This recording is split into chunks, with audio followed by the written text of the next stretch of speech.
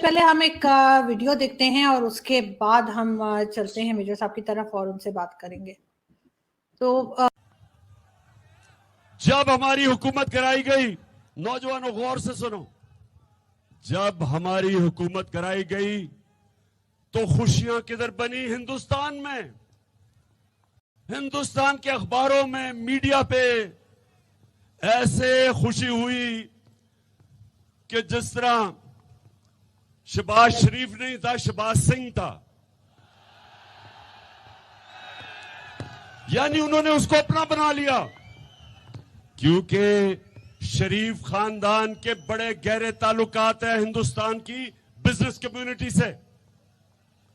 नरेंद्र मोदी घर में शादी पे बुलाया गया, खास तौर पे मोदी को बुलाया गया। उसमें इमरान खान साहब जो हैं वो शहबाज शरीफ साहब को शहबाज सिंह करके बुला रहे हैं और इस तरह की बात वो कर रहे हैं। क्या कहेंगे आपके? उन्होंने उनसे कहा कि जी इनका नाम जो है वो शहबाज शरीफ के बजाय शहबाज सिंह होना चाहिए। नहीं, देखिए ना, ये अब देखिए, इमरान खान कहता है इस्लामोफोबिया इस्लामोफोबिया ना, इसके ऊपर इमरान खान ने कई साल गाने गाए और पैसे भी पकड़े होंगे लोगों से कि मैं इस्लामोफोबिया दूर करूंगा, पैसे दो मुझे। लेकिन कहने की बात ये आरजू जी कि ये खुद हिंदू मुसलमान के बीच में फर्क ला रहा है इमरान खान। ये क्या कहने का मतलब हो गया कि ये शहबाज सिंह है?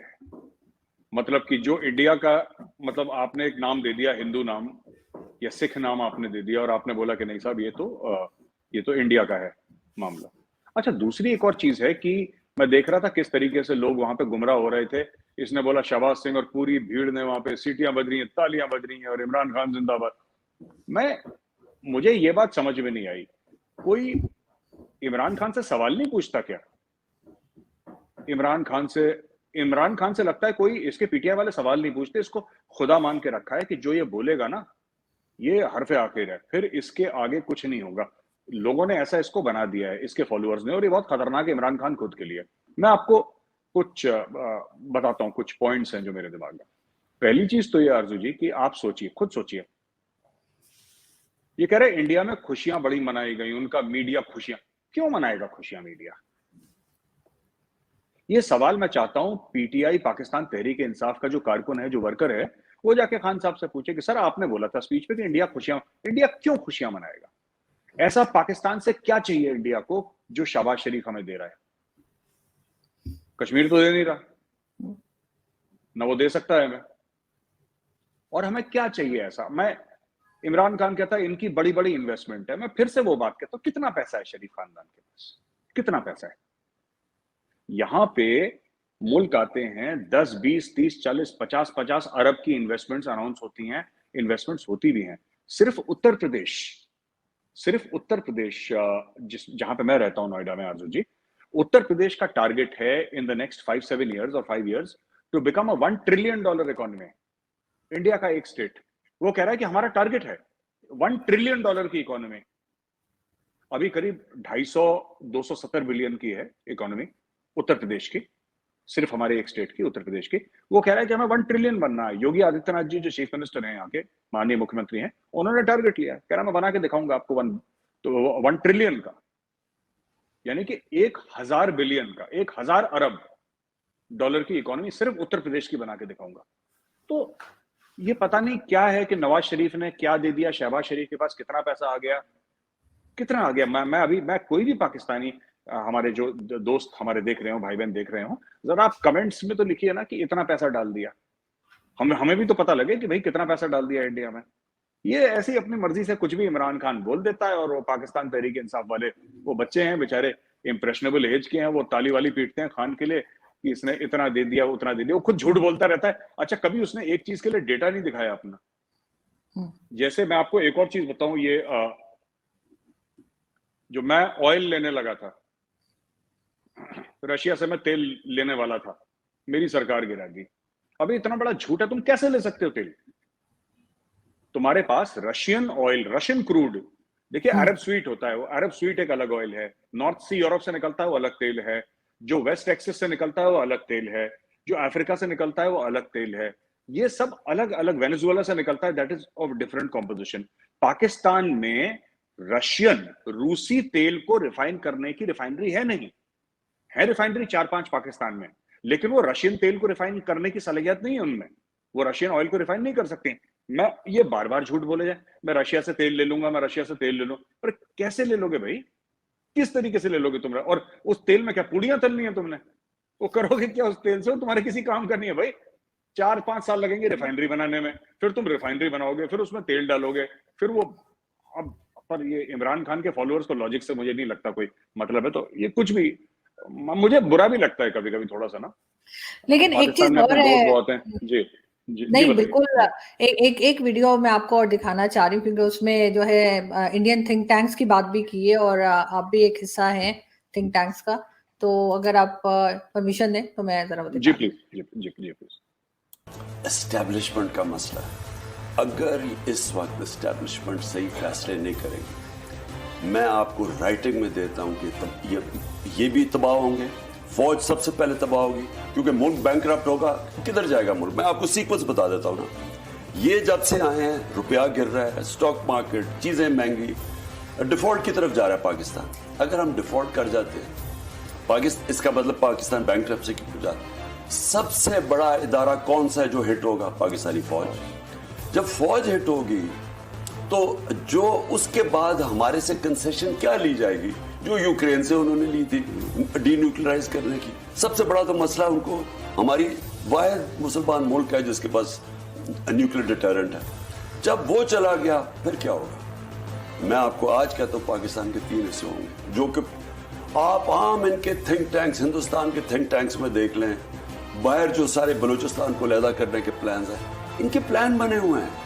तो इस वक्त अगर सही फैसले नहीं किए जाएंगे, मुल्क खुदकुशी करने पे जा रहा है। जी, मेरे साहब ये थे इमरान खान साहब, और ये कह रहे थे कि भारत में थिंक टैंक्स जो हैं वो बात कर रहे हैं, और बलूचिस्तान तोड़ने की बात, और पाकिस्तान के 3 टुकड़े हो जाएंगे, ये सब कुछ कह रहे हैं एक former prime minister of Pakistan. क्या कहेंगे आप? कौन सा थिंक टैंक है? नाम तो लेना। ये आप प्रूफ तो दिखाएं। मुझे नहीं लगता पाकिस्तान तहरीक इंसाफ में या पाकिस्तान पॉलिटिक्स में सबूत मांगने का अपने लीडर्स से कोई रिवाज है। इंडिया के थिंक टैंक्स कौन से? नाम लीजिए ना सबके सामने। जब आपको इतना पता है कि कौन सा थिंक टैंक है, तो कौन सा थिंक टैंक है जिसने बोला? और थिंक टैंक ने, अगर ये तो झूठ बात है कि थिंक टैंक ने बोल दिया कि बलूचिस्तान हम अलग कर देंगे और ये सब कर देंगे। क्या होता है कि लोग पेपर्स लिखते हैं, देयर आर पोजीशन पेपर्स जो थिंक टैंक्स लिखते हैं, द पोजीशन पेपर्स लिखते हैं, they write you know a lot of stuff, और हर एक मुल्क के बारे में लिखते हैं। मुझे लगता है कि इमरान खान, मैं कोई ज्यादा बात किसी के लिए नहीं करना चाह रहा, बट मुझे लगता है ये इंसान कायर है, थोड़ा सा डरपोक है। हर चीज से डरना, हाय मेरे खिलाफ कॉन्स्पिरेसी हो गई, हाय लोग साजिश कर रहे हैं, हाय लोग मुझे मार देंगे, हाय मुझे झूठी तरीके से कुर्सी से नीचे उतार दिया, हाय इंडियन थिंक टैंक ये बोल रहे हैं। ये या तो डरता भी है और ये लोगों को डराता भी है। बम मार दो ऊपर, पाकिस्तान के 3 नहीं तो 4 टुकड़े, पता नहीं क्या क्या अजीबोगरीब बातें। जैसे जैसे वक्त बीत रहा है, ये आदमी और डेस्परेट हो रहा है। कौन से थिंक टैंक है, मैं जानना चाहता हूं। और अगेन मैं रिक्वेस्ट करूंगा, जो मेरे पाकिस्तानी दोस्त भाई बहन ये देख रहे हैं वीडियो, आप वो थिंक टैंक, आप उसकी लिंक यहाँ पे कमेंट्स में पोस्ट करिए प्लीज। मैं भी देखूं जरा कि हमारे किस थिंक टैंक ने बोला है। और अगर कोई पाकिस्तान तहरीक इंसाफ का सपोर्टर ये देख रहा हो, तो आप बताइए कौन सा थिंक टैंक है। देखिए, हमारे यहाँ एक आजाद सोच रखने वाले लोग हैं, और माफ करिएगा लेकिन हमारे यहाँ फोन नहीं आते कभी किसी के। आप कुछ भी बोलें, आप रोज मोदी जी के खिलाफ रात के 9 बजे आप भाषण दें टीवी पे, कोई आपको रोकने वाला नहीं है। आपका हक है बोलने का, ये कानून आपको हक देता है। कोई हमारा आर्मी से या पुलिस से या किसी और इंटेलिजेंस एजेंसी से कभी किसी को कॉल नहीं आता। आप खुश होके आपको जिसके जो बोलनी बोलिए। हर चीज जो इंडियन मीडिया में अगर चलती है, उसको ये बोलना कि इंडियन साजिश कर रहे हैं, तो ऐसा नहीं है। ये साजिश हम क्यों करेंगे? हमें क्या मिलना है? कह रहे जी इंडिया हमारे एटमी हथियार चाहता है, हमारे पास खुद अपने हैं। और हमें इतनी अकल है, इतनी बुद्धि है हमें इंडियंस को, और दुनिया को भी है। ये पता नहीं इमरान खान को क्यों समझ में नहीं आ रही, एटमी हथियारों से कुछ नहीं होता। रुपया 200 पार हो गया, एटम बम कुछ कर पाया? 200 रुपए लीटर तेल चला गया, एटम बम कुछ कर पाया? पाकिस्तान में कह रहे हैं कराची में 17-18 घंटे लोड शेडिंग हो रही है, एटम बम कुछ कर पाया आपका? डिप्लोमेटिकली पाकिस्तान आइसोलेट है और इकोनॉमिक कोलैप्स की कगार पे खड़ा हुआ है, पैसे नहीं है 2 महीने से ज्यादा, 3 महीने से ज्यादा इंपोर्ट्स के, आपका एटम बम कुछ कर पाया? ये जो एटम बम की धौंस दिखाते हैं बार बार कि बिरला मंदिर की घंटियां बजना बंद हो जाएंगी, जैसे शेख रशीद कहते हैं, और पाव पाव किलो के हमारे पास ऐसे बम है जो सिर्फ हिंदुओं को मारेंगे और मुसलमानों को छोड़, ये एक जहनियत है एक कि हम एक जंगजू कौम है और असला है वो हमारा जेवर है। ऐसा नहीं होता, असला किसी का भी जेवर नहीं होता। जेवर सिर्फ एक होता है, वो डॉलर होता है। डॉलर को जेवर बनाए तब मुल्क तरक्की करता है, असले वसले से कुछ। मैं आपको बता रहा हूं आरजू जी, पाकिस्तान कितने चैलेंजेस फेस कर रहा है आज की तारीख में। अगर और हर समय पता है न्यूक्लियर वेपन्स के बारे में मैं कितने पाकिस्तानियों से बात कर चुका हूं, और सबको ऐसा यकीन है दिल में, विश्वास है दिल में कि हम क्योंकि न्यूक्लियर पावर है, कोई ना कोई तो हमें पैसे दे ही देगा। अच्छा, इसका कोई लॉजिक नहीं है कि लोग क्यों देंगे पैसे? क्योंकि अगर हम फेल हो गए तो दुनिया में फिर रायता फैल जाएगा, इसलिए कोई ना कोई हमें पैसे। ये कौन सा लॉजिक है कि अगर हम फेल हो गए, अगर हमारा मुल्क टूट गया तो दुनिया में रायता फैल जाएगा? तो ये तो ब्लैकमेल हो गया ना।